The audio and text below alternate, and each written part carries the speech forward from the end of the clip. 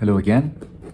I recently went back and read for a second time the second the second novella, the second work of the Japanese writer Haruki Murakami, which is called Pinball 1973. One of the special features of this novella is that a philosophical work, Immanuel Kant's first critique of pure reason, is mentioned in the story. The main character who is narrating the story, narrating the scenes, there's not really a story going on, but he's talking about his life, his perspectives, some minor events that are happening in his life. One of the things that he does, he mentions, is that on his bedside there is a copy of Kant's critique of pure reason. And that has nothing to do with the rest of the novella. It has nothing to do, at least on the surface. It doesn't merge with any other event, any other conversation, in any meaningful way. And I thought I'll make this video. I've been playing with this idea for a while. This is not about Haruki Murakami, but it is a general hypothesis about the act of name dropping. When I name drop instead of letting a person's ideas be expressed through me or through the way I talk, through the style in which I engage with the subject. Instead, I'll say, but Kant's critique, or but Wittgenstein, or but Murakami.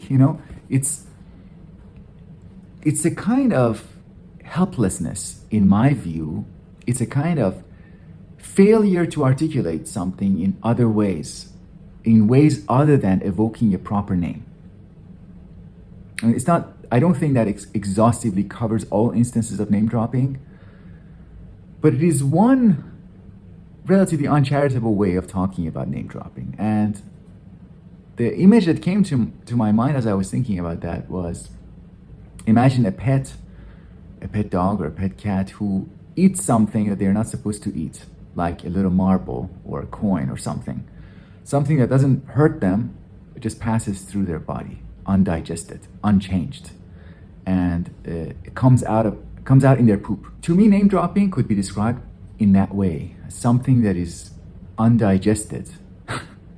It comes out in the poop in its original form, in the form of a proper name. So that's the poop theory of name dropping. A person could name drop, a person could use proper names as opposed to letting their works or the ideas or the Kant's world, Kant's style, get in, merge with their current meditations, with their current writing.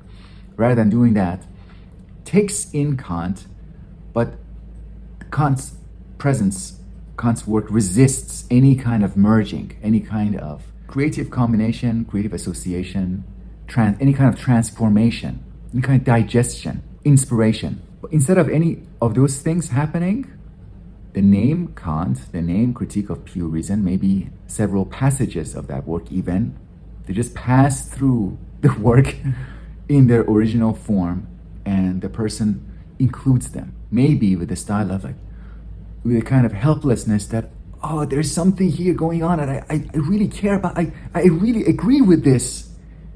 I so strongly agree with this, and look at it, Kant, Critique of Pure Reason, just like the unchanged piece of marble that passes through the animal's body, animal's digestive system. Now, I'm going to put that theory, in front of us, that poop theory, on the table, if you forgive me for doing that, and I'm going to talk about immediately a counterexample from Murakami's first novella, which appears in this collection. This collection includes both the first novella, Hear the Wind Sing, and the second novella, Pinball 1973. What Murakami does very playfully, in a very mysterious way, in his first novella, that he quotes a lot from another author named Derek Hartfield.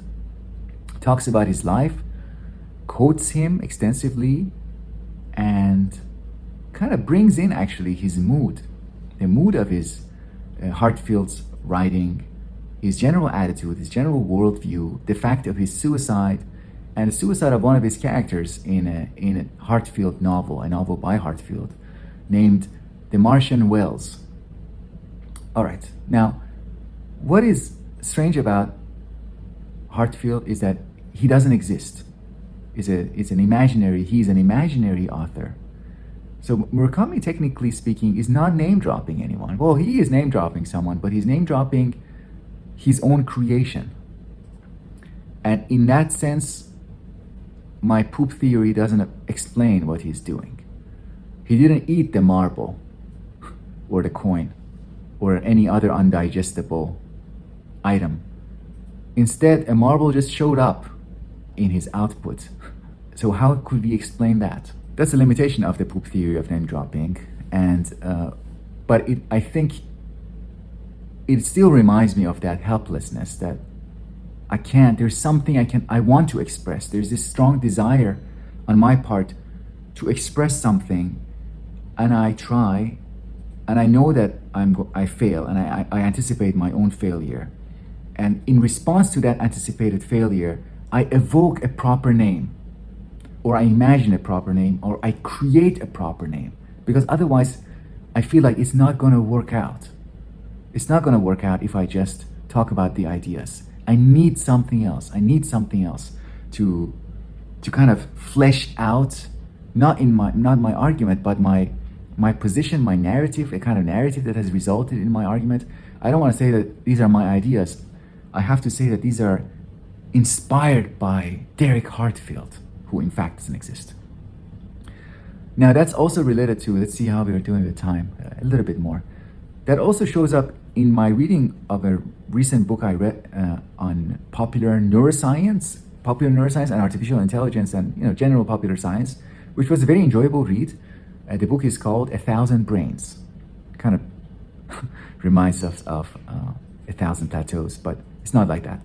1,000 Brains, one of the features that kind of was strange to me was the author, Jeff Hawkins, evokes one single individual from the past, from the history of neuroscience, recent history of neuroscience, by the name Vernon Mountcastle. Vernon Mountcastle is relatively, not obscure, but relatively marginal, in my impression, relatively marginal, relatively speaking, not influential person in neuroscience. Worked and published in the 80s. And this person points to that one individual as the precursor of their theory of 1,000 brains, which is a theory of reference frames, how the entire cortex in a human being can be explained based on a single set of principles. We don't have to get into that.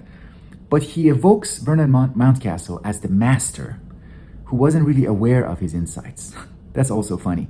So Mountcastle was a great genius. He had these ideas, but he didn't know why his ideas were great. He didn't know exactly why his ideas were right. And here is my theory, a more down-to-earth theory, a more scientific theory. I'm not just going to rely on inspiration, but I'm going to fulfill the premonitions, the inspirations, the intuitively grasped ideas of Vernon Mountcastle. I'm going to fulfill the prophecies of the master. And that's a narrative move. It is a narrative move in order to create a kind of rhetorical effect that I come after a master. We had a brief encounter with each other. He told me something cryptically that it took me years to realize the meaning. That's actually also true. It shows up in the book.